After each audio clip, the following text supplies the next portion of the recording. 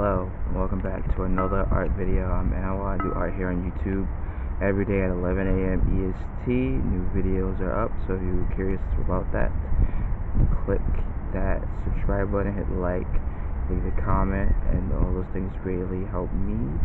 I'm trying to reach 100 subscribers this year, and yeah, so I do different art projects. This is like a scrap sketchbook that I'm working on. As you can see, if you remember in the other video, I know I showed you the cover. There was a back, I just didn't show it. Oh my god. Alright. Well, the freaking tripod refuses to stay steady. Anyway, we got a back and a front, and one moment. We got a back and a front, and I did the lines, but they're not the best. They're like wobbly. There's like a piece of cardboard that I like cut, and then I like taped a plastic butter knife to it and bent it, and I hold it down using the handle from the butter knife to draw the squares. But what I really need is a carpenter pencil or something like that, so that way I could have done them better, or done it better. But essentially that's that. And then we also have the Capsoul's field guide, which we haven't added anything new to as of late. We still have about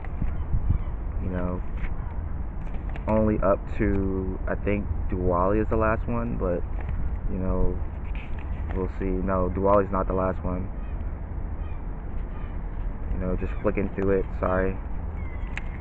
And then we have Blinky, which I believe is the last one. Yeah, Blinky is the last one. So I still have to do animations for a few of those. So yeah, we will be getting to this book, which is the most important one, and maybe we'll do something in this one as well. So one moment. So we'll be working on drawing a capsule today. If you're not familiar, capsules are my creatures that have essentially are a parasitic force that infect sometimes inanimate objects, sometimes living creatures, and perform the level of mimicry and end up overpopulating and oversaturating certain things. But they are harmonious, so they are, while being a parasite, they are not I guess invasive too much.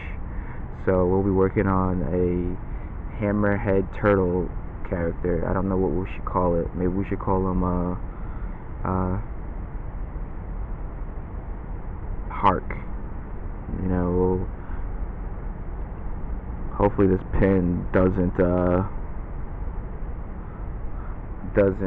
go too crazy.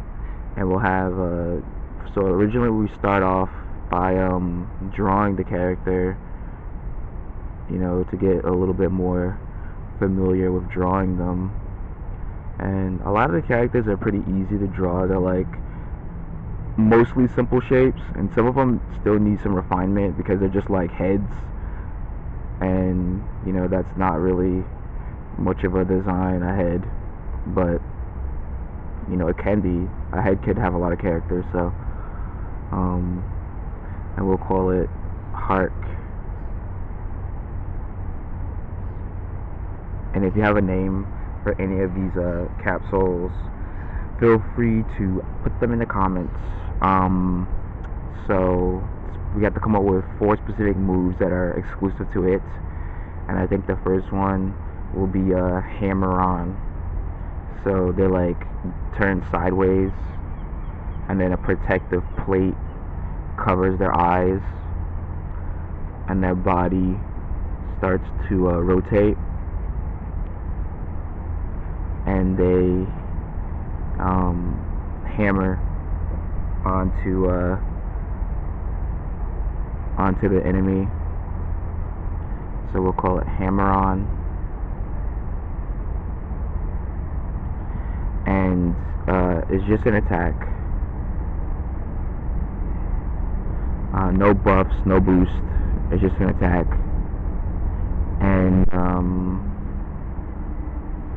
Yeah, I think this is also like another monster that was made prior to the caps. Well, I keep saying prior to the capsules idea, but that's not true. The capsules idea dates back, according to one of my old art books. It dates back to like 2015, 2014. So that's not true. But like, I guess the idea of actually, I can't even say that because in that book there's like a diagram of like where they should come from, and there is no like. How do you describe it?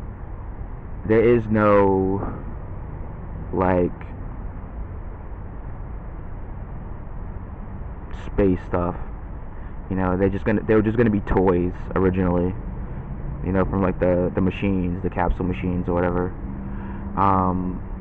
Next move is gonna be excited yell, which theoretically anybody should be able to do, but no.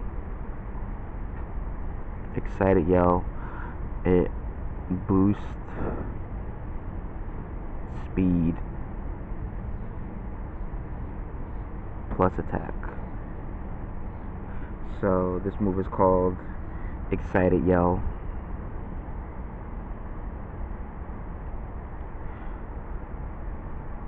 On my way here, I was being raced by like this orange butterfly was like racing me. It's pretty funny. Alright, next move is hammer charge. So like they like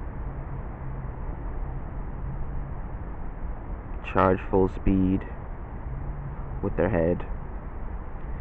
That's an attack. And the attack is, come on, Ant. Thank you. Alright, the attack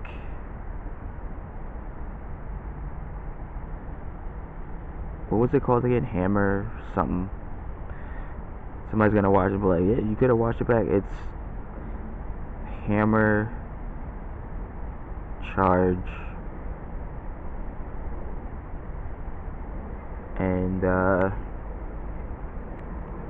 essentially is a reckless attack. They bash you. Another just regular attack. And the next move is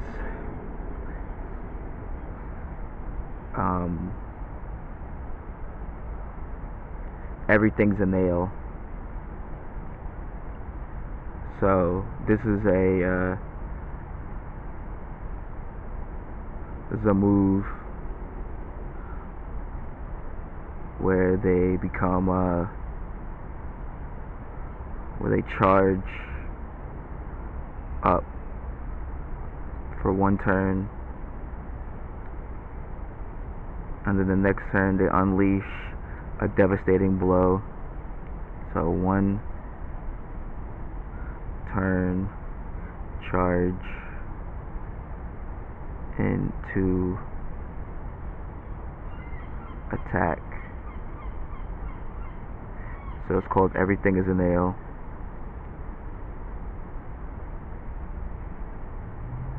Is a nail. And those are the moves so far. I will give you an overview because I feel like in the past videos I haven't been doing that correctly. And these are the moves so far.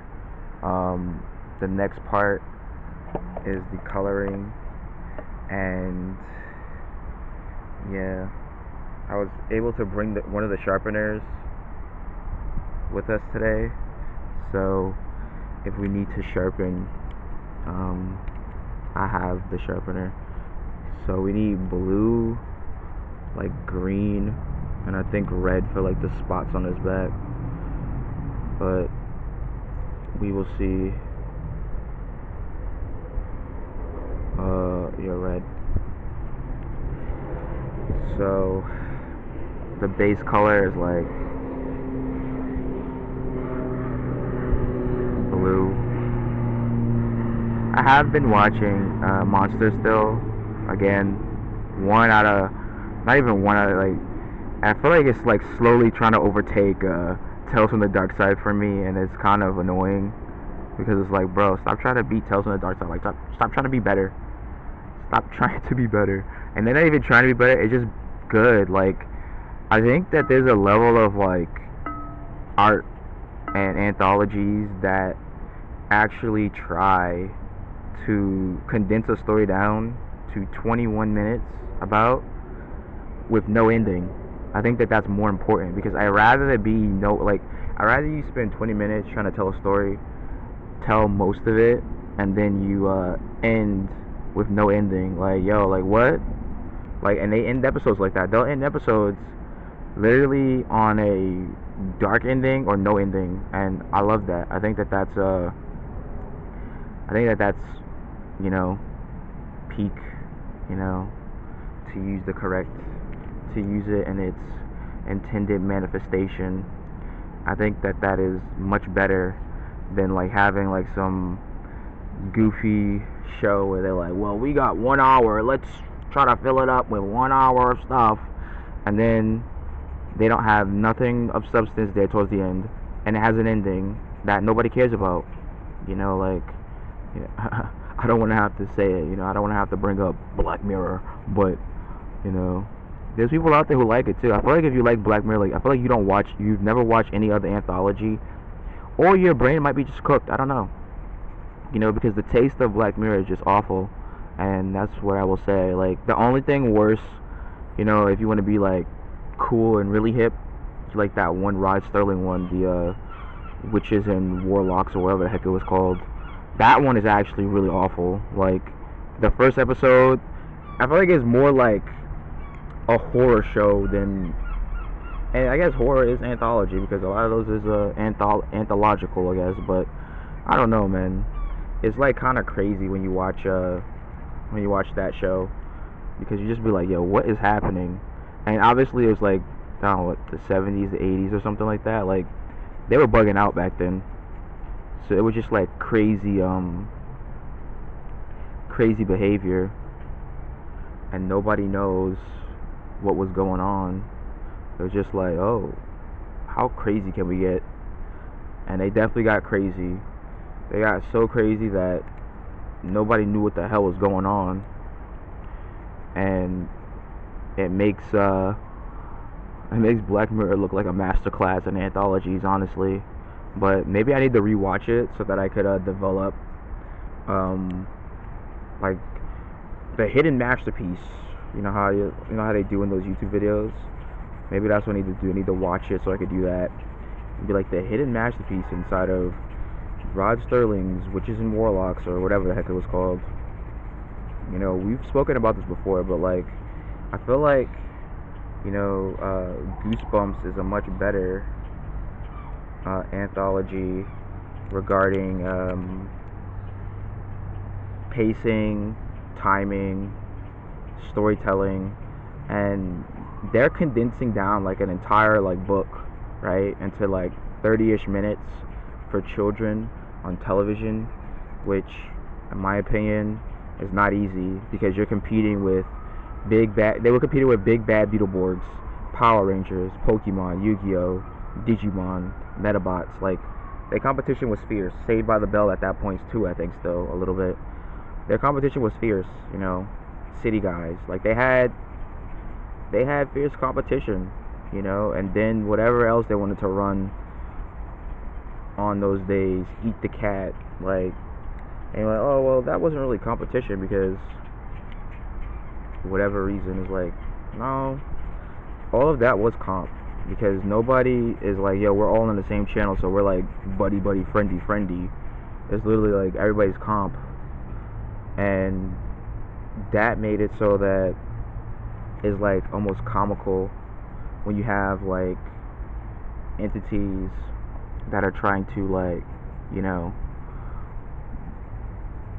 come out ahead, because they even had, like, you know, you could go look it up and see if I'm wrong, see if I'm right, but I'm pretty sure I'm right. They had they try to, like, anything, and this is a thing about Pokemon, anything that was like had monsters in it, they try to make it compete with like Pokemon. Like, they literally was like, yo, this is like monsters or collectible items, you're gonna compete with Pokemon. It was like the same thing that they were doing with like Power Rangers. Like, oh, Power Rangers, kids love Power Rangers, we need to figure out something to compete with that. Like, there was just always something. Like, you could never just have like one normal thing, you know what I mean? Like, if you go back and look it up, I believe there's like some people that tell you about how the Looney Tunes competition was Saved by the Bell. Like Saved by the Bell was competition for Looney Tunes. Do you understand how stupid that is? Like, are you aware of how dumb that sounds? But it's true. And what makes it messed up is that like everything is like oh, but like if I want to watch Looney Tunes, why? Like, how's that? Like, because it's vying for the same audience and probably the same slot. So they're not friends, they're enemies, you know. But it's like that one meme with the cake. Like, oh my god, so much cake. When the reality is like no. And then the capitalist version of that is like, yeah, well, no, it's not that much cake actually. There's almost no cake for anybody, and we want all of it. So I think that that's really funny. I think that that's probably like one of the more like funnier parts of this situation. But yeah, I think that Monsters is definitely taken over my list. You know, it's Tales from the Dark Side, The Twilight Zone. What was the third one? Oh yeah, The Outer Limits, 1990s version. And then you had Goosebumps, and then you had Monsters. But like right now, Monsters is beating out The Twilight Zone. I'm being honest. If I'm being honest, Monsters is beating out The Twilight Zone. And if you go and watch an episode of Monsters, you'll see why. You know, I urge you to watch them. They are easy to find. So go out, watch some episodes of Monsters. And the intro is also really good. You know, the intro makes you want more though. Like you're like, oh, Perversion of Science. I forgot. Perversion of Science is also really good. Do I like Tales from the Crypt? I have a tricky relationship with Tales from the Crypt. I don't really like it too much. It's not terrible. Like, I feel like they have like really good stuff happening sometimes, but for the most part, Tales from the Crypt is kind of like, I don't know how to describe it. It's not as interesting as it could be. Like, it's a little bit like, it's a little like kind of missing something. Like, it like misses a key component to its DNA that I don't know what it is. But the cartoon of Tales from the Crypt is pretty alright. But I don't remember if that's an anthology or not. I feel like that's like episodic. They like kind of follow one set of kids for a bit, and then they switch it later on to another set of kids that are drawn in the eat the cat, Clitter kind of way. I don't know what you even describe that style as. It's just like a straight, like very thin line, and I don't know what you would call it. So I can't critique the art style because I do like it. I think that's one of my favorite types of art styles, that thin line with the no line weight at all, just pure line. But alright, so this is Hark. If you have a name for him, it is a hammerhead turtle shark type creature, and this is it. First move, or I guess one of the moves, is Excited Yell. It boosts its speed and attack. Hammer On is just an attack, it attacks. Hammer Charge is another, just an attack. It, bashes you with its body in the shape of a hammer again. Two different hammer moves. And then we have Everything is a Nail, which charges it for one turn, and then it does a reckless attack. So that is Hark, from Capsouls. And if you enjoyed this video, don't forget to comment, like, and subscribe. I will see you again in the next one. Bye.